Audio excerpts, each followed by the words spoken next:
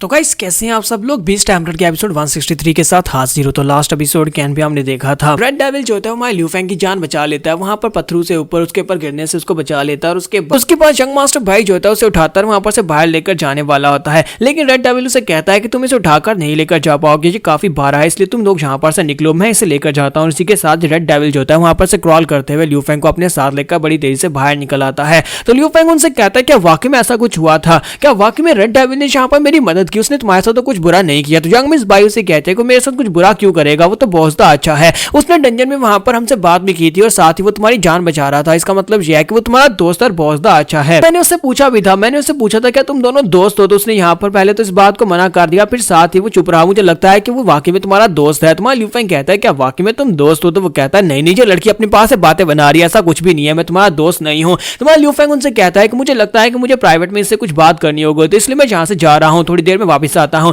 तो ल्यूफेंग भागता हुआ साइड के ऊपर चला जाता है। वहां पर जाने के बाद मां ल्यूफेंग से कहता है कि बाकी में तुमने जहां पर मेरी जान बचाई, तुमने जहां पर मुझे हर्ट नहीं किया, जब तुम मुझे हर्ट कर सकते थे, इसका मतलब यह है कि तुम एक अच्छे डेविल बन गए हो। तो वो कहता है कि बेवकूफ लड़के, इस बात का क्या मतलब है, अगर तुम मरोगे तो मैं भी साथ में मरूंगा ना, इसी वजह से मैंने तुम्हारी जान बचाई है। तुम दोनों का मकसद बिल्कुल एक जैसा है, तुम्हें जहां पर डेमिगॉड को ढूंढना है ताकि इंसानों को बचा सको, और मुझे डेमिगॉड को ढूंढना है ताकि मैं उससे ये पूछ सकूं कि उसने मुझे बनाकर फेंक क्यों दिया था, मैं उससे बदला लेना चाहता हूं। इसी वजह से हम दोनों का तरीका बिल्कुल एक जैसा, हम दोनों का रास्ता एक है, इसी वजह से हम दोनों एक दूसरे के साथ मिलकर काम कर रहे हैं। मां ल्यूफेंग से कहता है तुम्हारे कहने का मतलब यह है कि डेमिगॉड को ढूंढने के लिए जब तक डेमिगॉड को ढूंढ लेते तब तक हम दोनों यहाँ पर एक दूसरे के पार्टनर हैं। तो डेविल उसे कहता है कि नहीं, मैं तुम्हारे साथ पार्टनर क्यों बनूंगा, तुम मेरे पार्टनर नहीं बन सकते। इस बात को क्यों बोल रहे हो कि तुमने उस नावल को नहीं पढ़ा था, लोन वुल्फ वाले नावल में, क्या वहां पर एक लाइनस जो दूसरी तरफ से वो हंटर था, दोनों ने अपने एक दूसरे के साथ मिलकर वहां पर काम किया था। वो दोनों सिर्फ और सिर्फ अपने मकसद के लिए काम कर रहे थे। लाइनस को अपना बदला चाहिए था और हीरो को अपना बदला चाहिए था, इसी वजह से दोनों ने मिलकर एक पार्टनरशिप बनाई थी।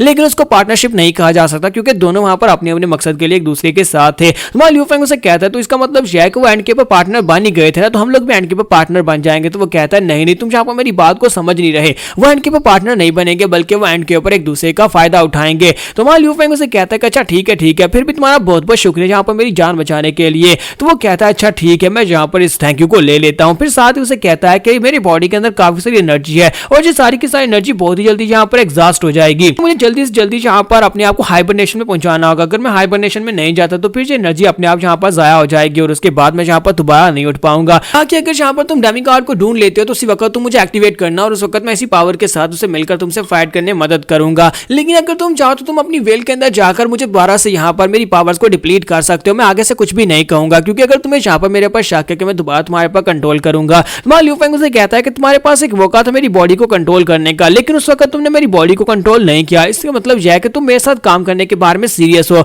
इसलिए तुम यहाँ पर मेरे साथ मिलकर काम करना चाहते हो, तो फिर ठीक है, मुझे तुम्हारे ऊपर भरोसा है। फिर साथ ही उसे कहता है कि फिर भी मेरी यहाँ पर एक रिक्वेस्ट है। तो वो कहता है हाँ बताओ। तुम्हारा ल्यूफेंग उसे कहता है कि मुझे लगता है कि हमें यहाँ पर अपनी समनिंग कमांड को बदलना होगा। वो समनिंग कमांड जो है वो काफी ज्यादा अजीब है और मैं यहाँ पर उसको ओपनली नहीं कह सकता। तो रेड डेविल उसे कहता है हाँ मुझे भी लगा था कि हमें यहाँ पर समनिंग कमांड को चेंज करना चाहिए, क्योंकि उस नावल को पढ़ने के बाद मुझे लगता है कि अब कमांड जो है वो चेंज होनी ही चाहिए, क्योंकि हम दोनों के दरमियान में अब एक पार्टनरशिप हो चुकी है। तो फिर इस पार्टनरशिप के बुनियाद के ऊपर हम लोग एक नई कमांड बनाते हैं। तो वो उसे कहता है कि आज के बाद से जब तुम मुझे बुलाओगे तुम कहोगे मेरे डियर गार्ड प्लीज यहाँ पर मुझे बचाने के लिए आ जाओ। तो ल्यूफेंग उसकी बात सुनने के बाद कहता है कि ये तो पहले वाली से भी ज्यादा बुरी है, मैं ये क्यों कहूंगा। मुझे लगता है कि तुम्हें यहाँ पर नॉवेल्स को पढ़ना बंद करना होगा, वो नॉवेल्स तुम्हारे पर बहुत ही बुरा असर डाल रहे हैं। फिर साथ ही उसे कहता है कि मुझे बताओ कि ग्रीन डेविल की मेमोरी से तुम्हें कुछ मिला, क्या तुम्हें डेमिगॉड की लोकेशन के बारे में पता चला। तो वो कहता है कि हाँ उसकी मेमोरीज इस वक्त मेरे पास है, लेकिन उसकी मेमोरीज के अंदर घुसने की वजह से मेरे दिमाग के ऊपर बहुत ही बुरा असर पड़ रहा है। तो ल्यूफेंग उसे कहता है कि चलो जल्दी से बताओ क्या तुम्हें यहाँ पर इसके बारे में कुछ पता चलता है, लेकिन सबसे पहले मुझे ये बताओ कि हमारे लिंगजाओ क्लैन के अंदर घुसा कौन था,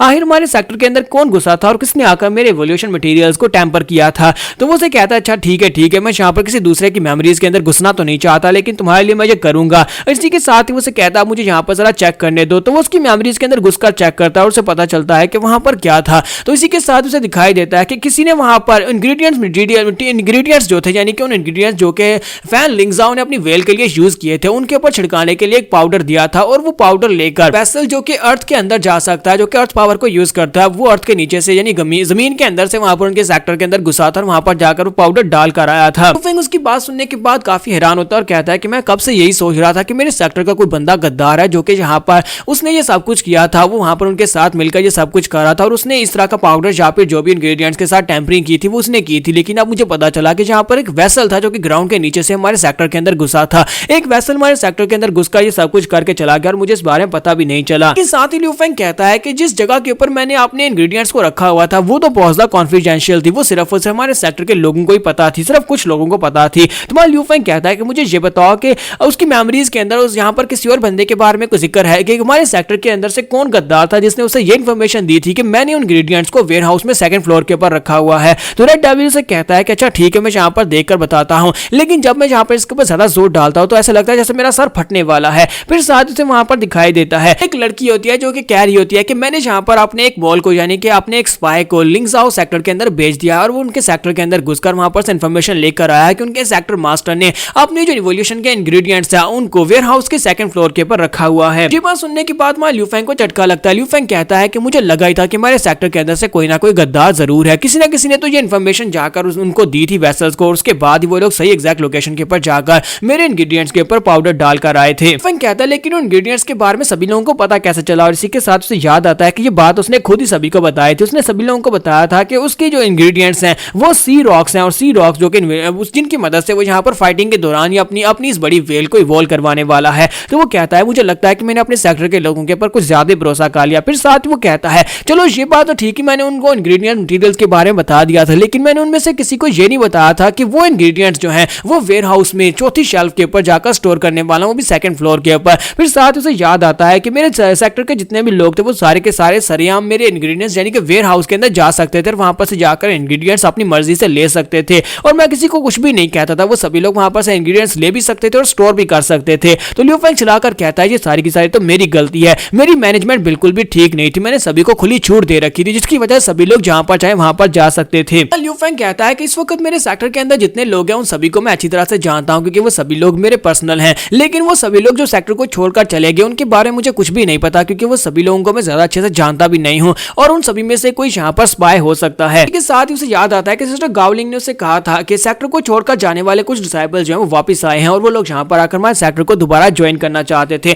और उन लोगों ने आकर माफी मांगी कि अब जबकि हम लोग यहाँ पर वापस आ गए और हम लोग वहाँ पहले से लिंग्जाओ सेक्टर का हिस्सा रह चुके हैं तो हमें सेक्टर को ज्वाइन करने दिया जाए। अंडे उन सभी लोगों के ऊपर गुस्सा आता है और कहता है कि तुम सभी लोग गद्दार यहाँ पर वापस कैसे आ सकते हो, तुम्हें यहाँ पर नहीं रखा जाएगा। जबकि ज़ेंगी उसे कहता है कभी तुम भी एक गद्दार थे, तो वो चलाकर उसे कहता है मैं गद्दार नहीं था बल्कि मैं एक स्पाई बनकर दूसरे सेक्टर के अंदर गया था। इस गावलिंग उनसे कहते हैं कि अब जबकि तुम सभी लोग यहाँ पर वापस आए तो हम लोग तुम्हें वापस तो नहीं भेज सकते ना, क्योंकि कभी तुम हमारे सेक्टर का एक हिस्सा हुए हो, इसी वजह से हम लोग यहाँ पर तुम्हें वापस नहीं भेजेंगे, लेकिन तुम सभी को भी यहाँ पर रूल्स को फॉलो करना पड़ेगा। तो रूल्स के मुताबिक तुम सभी के पास अगर इंटीग्रेशन स्टेज के बेस्ड है तभी तुम हमारे सेक्टर को ज्वाइन कर सकते हो, वरना तुम हमारे सेक्टर को ज्वाइन नहीं कर सकते। और ये बात सुनने के बाद सभी लोग काफी ज्यादा हैरान हो जाते हैं क्योंकि उनकी ज्वाइनिंग यहाँ पर पॉसिबल नहीं है और गावलिंग उन सभी को दोबारा ज्वाइन करने भी नहीं देगी। तो लियू फेंग कहता है कि मुझे लगता है कि जो लोग वापस आए उनमें से किसी को भी गावलिंग ने यहाँ पर अपने सेक्टर में दोबारा नहीं आने दिया। इसका मतलब यह है कि जो भी स्पाई है वो वापस नहीं आ सकता। लियू फेंग इस बात को लेकर काफी ज्यादा परेशान होता है क्योंकि उसे खुद अपने सेक्टर के लोग नहीं याद होते कि उसके सेक्टर में कितने लोग थे।